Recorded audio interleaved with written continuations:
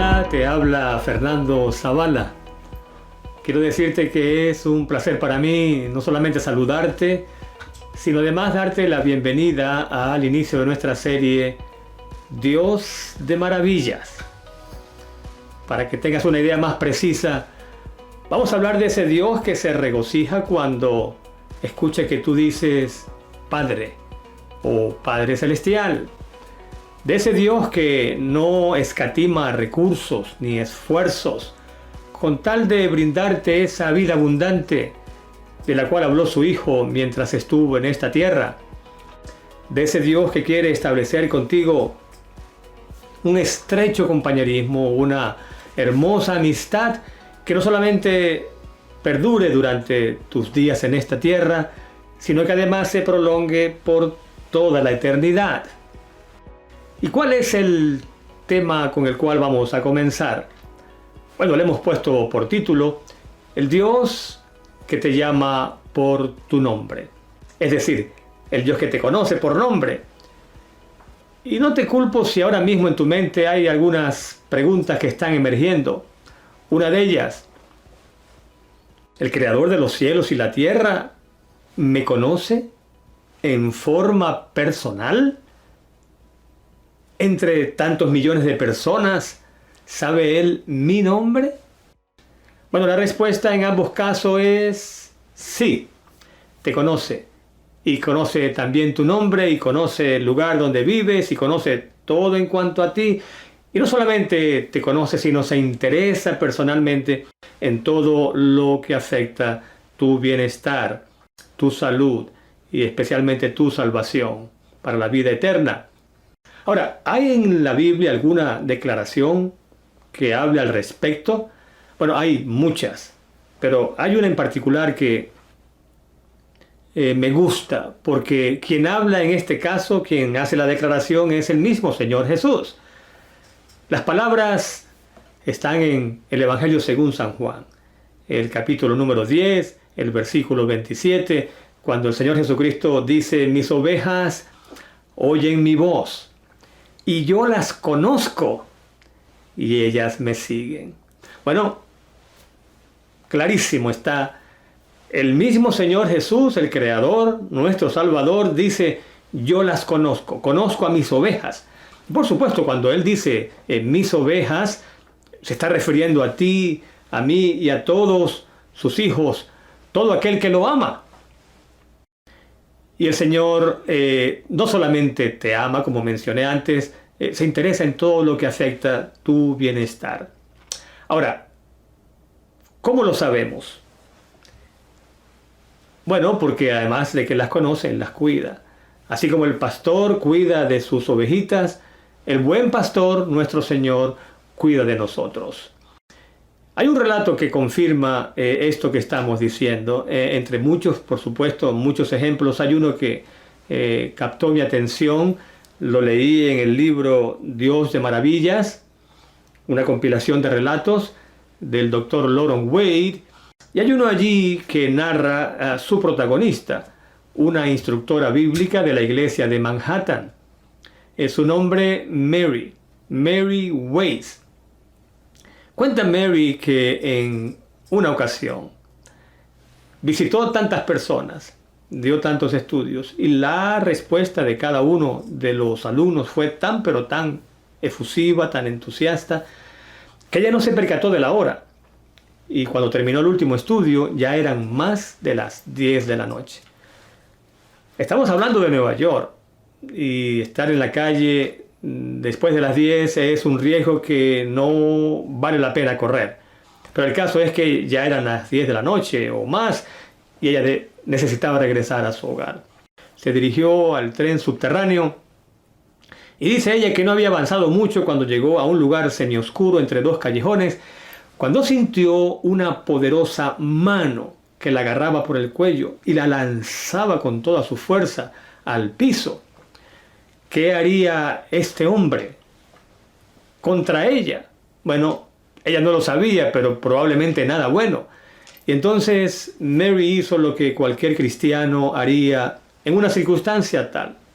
Oró. en forma silenciosa y solo dijo una breve oración. Sus palabras fueron: Señor, por favor, sálvame. Entonces ocurrieron varias cosas a partir de esa oración. Y diríamos que en forma sucesiva, la primera de ellas fue que el hombre empezó a correr, la dejó y decía mientras corría: ¿esa luz de dónde salió? Bueno, una luz muy brillante lo encandiló. Pero lo segundo interesante que ocurrió es que mientras él corría, un policía apareció y lo interceptó. Pero un policía con tanta fuerza que lo sentó en una banqueta y solamente con el brazo sosteniéndolo, el hombre no podía escapar. Mientras tanto, Mary se incorporó y se acercó al lugar donde estaba el policía, aparentemente aconsejando a este hombre, al atacante. Entonces ella pudo escuchar que no solamente lo aconsejaba, sino que tenía la disposición de dejarlo ir, es decir, de liberarlo. Pero antes de liberarlo, el policía hizo algo inusual. Pidió que los tres oraran. Y más inusual fue el hecho de que oró mencionando el nombre de esta persona, el atacante, y más adelante mencionó el nombre de Mary. Pero Mary dice en el relato que ella no recuerda haberle dado su nombre a este policía. Bueno, lo cierto del caso es que el hombre se fue y entonces el policía hace otra cosa extraña. Le pide a Mary que si ella quiere, él la puede acompañar. Pero entonces, en vez de ser ella quien guíe al policía hasta su lugar de habitación, es el policía el que va dirigiendo la travesía, señalando el camino, por así decirlo. Entonces, cuando llegan al edificio donde ella vivía, él, sin que nadie le dijera, se detiene. Y entonces ella se da cuenta de que este personaje conoce dónde ella vive. Ella se adelanta, el portero entonces abre la puerta para que ella entre, pero entonces ella voltea para darle gracias a su benefactor. Bueno, ya te puedes imaginar, el policía no estaba allí. Sorprendida, Mary entonces le pregunta al portero: ¿y dónde está el policía que me acompañó? Con rostro de sorpresa le dice: señorita, a usted no la estaba acompañando ningún policía. Usted llegó aquí sola. Y ahora en la mente de Mary el rompecabezas prácticamente estaba casi armado. Llegó a su habitación, dio las gracias a Dios, pero ¿saben qué hizo Mary?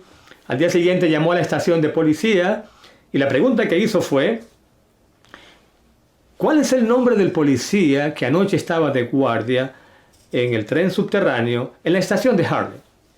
Y entonces el oficial le respondió: no hubo policías de guardia, patrullamos la zona solo en vehículos oficiales. Y entonces ella entendió que Dios había enviado su ángel para socorrerla y para salvarla. Desde entonces, cuenta ella, el Salmo 34, especialmente el versículo 7, se ha constituido en uno de sus pasajes bíblicos favoritos. Ese es el salmo que dice que el ángel de Jehová, el ángel del Señor, acampa alrededor de los que le temen y los defienden. Así que, ¿cuál es la lección para ti y para mí? Bueno, la gran lección es, para decirlo de alguna manera gráfica, que no somos invisibles para Dios, somos muy visibles para Él. El Señor no solamente te conoce, no solamente conoce tu lugar de habitación, dónde vives, si tienes un sobrenombre o un apodo también lo conoce. Conoce dónde estudias o dónde trabajas y conoce más, conoce tus sueños, tus anhelos, tus preocupaciones, tus angustias, todo lo conoce. Pero ¿sabes qué? No solamente conoce todo eso, sino que se interesa personalmente en tu bienestar. Por eso le llamamos el Dios de maravillas, porque hace cosas como estas, cosas extraordinarias, que son tantas que ya no nos sorprenden. Y no nos sorprenden porque este es el Dios que conoce y que ama a cada hijo suyo, como si no hubiera otro en la redondez de la tierra. Bueno, y dicho esto, solo resta decir que estás invitado o invitada a nuestra próxima edición de Dios de Maravillas.